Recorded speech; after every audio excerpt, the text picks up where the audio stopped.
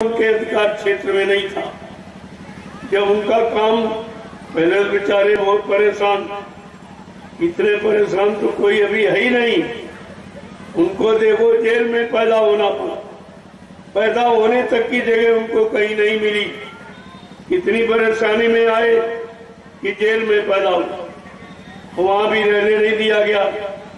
नारद ने कहा रे जल्दी करो, इनको वहां से हटाओ नहीं मरवा दिया जाए। तो पर से उनको गोकुल भेजवा दिया। लेकिन स्वार्थी लोभी लालची जिनको डर भय होता है वो पीछे ही पड़े रहते। वो बराबर कंस पीछे पड़ा रहा।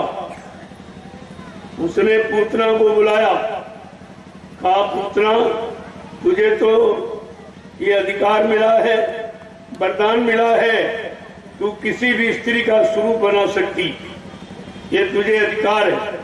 जा तुम गोकुल जसोदा मैया का रूप बना लेना और अपने स्तनों में जहर लगा के और कृष्ण को दूध पिला के मार देना।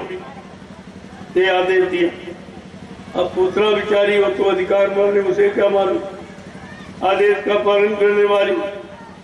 वो जब गई तो उसको कृष्ण बच्चा ही दिखाई दिया, एक छोटा सा बालक दिखाई दिया। अब इन आंखों से तो मनुष्य शरीर ही दिखाई देगा आपको, लेकिन अगर आत्मा की दिव्य आंख खुल जाए तो तुम उनके असली रूप को देखो कि उनका असली रूप क्या है, उनमें असली शक्ति ताकत क्या, वो क्या नहीं कर सकते, ये तब दिखाई देगा जब जीवात्मा की दिव्य आंख खुल जाएगी और दिव्य कान खुल जाएगा। तो पुत्र ने क्या किया, फट से जसोदा मैया का रूप बनाया और अपने स्तनों में जहर लगा के अब कृष्ण को गोदी में लेकर दूध पिलाने लगी।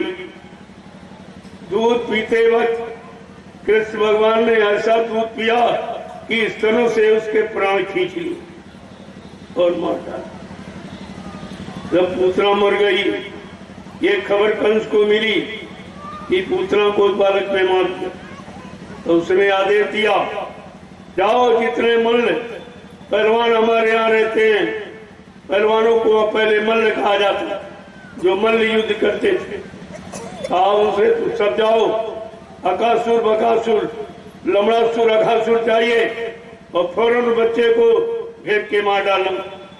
वो भी बेचारे आदेश पालन करके चल दिए और उनको भी वो कृष्ण बालक ही दिखाई दे, क्योंकि उनकी तो कोई आत्मा की दीपांत तो नहीं खुली थी जो कृष्ण का असली रूप देख लेते हो। ये विनाशकारी रूप क्या है, ये शक्तिशाली रूप क्या है, तो उनको बालक दिखाई दिए और कृष्ण ने अपनी वही विनाशकारी शक्ति से उन सारे मल्लों को मार डाला। जब ये खबर पहुंची कि उस बालक ने सारे तुम्हारे मल्लों को मार डाला, तब तो बड़ा एकदम हाथ बच गया। लेकिन यहीं पर महापुरुषों ने इशारा किया है, उन काल शक्तियों की पहचान क्या है, उनको भी कोई मार नहीं सकता। ये तो शक्ति उनको देके भेजी जाती नहीं, ये बड़े बड़े दुष्ट है और मतलब यानी खल और ये सब उनका विध्वंस करते थे।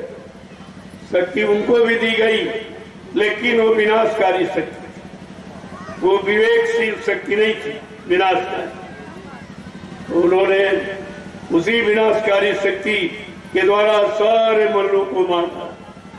तब लिखा गया जाको राखे साइया मार सके नहीं कोई, बाल न बाका कर सके चाहे जग बैरी हो।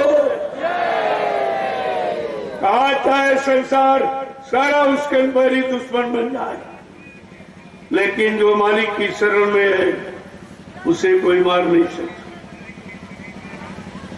जाको राखे साइया, तो ये तो खुद ही साईं के साईं, उनको कौन मार सकता। जो साईं का साईं, भगवान का भगवान, उसे कौन यहाँ मार सकता।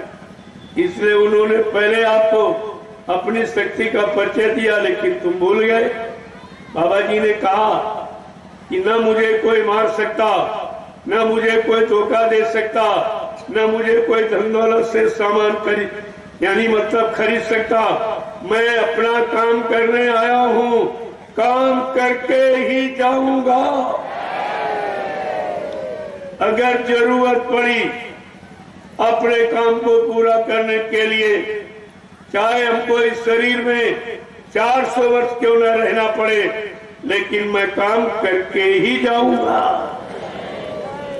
इतना बड़ा परिचय मिल जाने के बाद भी तुम शंका में चले गए, तुमको अपने गुरु पर विश्वास नहीं रहा, उनकी समृद्ध शक्ति पर, उनके परिवर्तन की भूमिका पर आपको कोई विश्वास नहीं है। और बिन विश्वास न कोनो सिद्धि, बिना विश्वास कोई काम सिद्ध नहीं होता।